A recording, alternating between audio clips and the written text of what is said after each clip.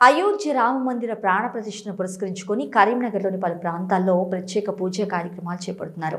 ఈ మేరకు నగరంలోని హనుమాన్ నగర్లోని ఆంజనేయ స్వామివారి దేవాలయంలో కార్పొరేటర్ కాసర్ల ఆనంద్ ఆధ్వర్యంలో 11,116 తమలపాకులతో శ్రీరాముని సంస్మరించుకుంటూ జై శ్రీరామ్ అని చందనంతో వ్రాశారు.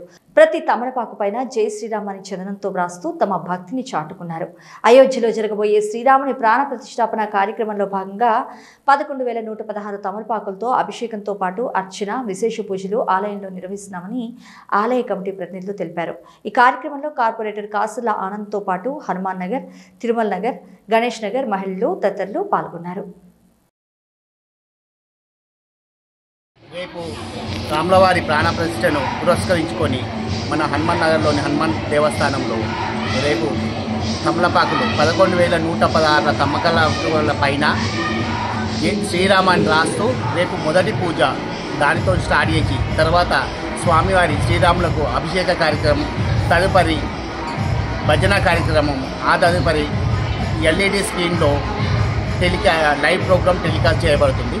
అలాగే వచ్చిన భక్తులందరికీ తీర్థప్రసాదాలతో పాటు భోజన సౌకర్యం కూడా కల్పిస్తుంది.